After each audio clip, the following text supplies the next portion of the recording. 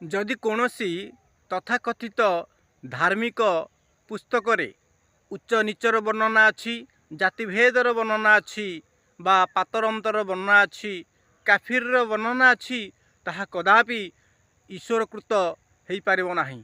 से तथाकथित धार्मिक पुस्तक को ईश्वर कदापि रचना करना, कारण ईश्वर सृष्टि रे पातरंतर नहीं। ईश्वर सृष्टि रे सार्वजनीन तत्वर विशेष प्रयोजनता अच्छी।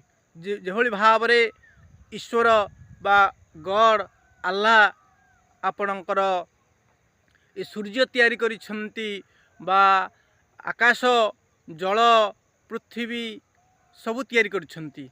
सूर्यंक द्वारा प्राप्त होथिबा से आलोक केबे पातर अंत करे नहीं। ये उच्च जातिर, से नीच जातिर, ये काफिर, ये हिंदू, ये मुसलमान। केबे पवन ये कहे नहीं कि ये होछि मुसलमान, ये हिंदू, ये ख्रिस्टियान, मु ता नाक भितर प्रवेश करिबे नहीं। जल केबे कहे नहीं जे कि ईश्वरकृत सृष्ट, ईश्वर द्वारा सृष्ट जल केबे कहे नहीं कि ये हिंदू, ये मुसलमान, ये ख्रिस्टियान, मुआर तृष्णा निवारण करिबे नहीं।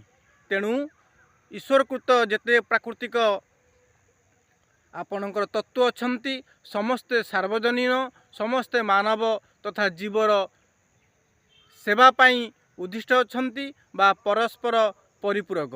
तेणु जदि कौनसी पुस्तक ईश्वरकृत होइथांता तेबे सेतेरे सार्वजनीनता थांता, विश्व भातृत्व भाव थांता, विश्व शांतिर वार्ता थांता। जदि कौनसी पुस्तक रे भेदभाव अच्छी ताहा केबे ईश्वरकृत नुहे। तेणु गोटे गीत मन पड़े सुंदर भाव रे, हिंदी गीतटी। पंछी नदियाँ पवन के झोंके, कोई सरहद ना उन्हें रोके, हमने और तुमने क्या पाया इंसान हो के।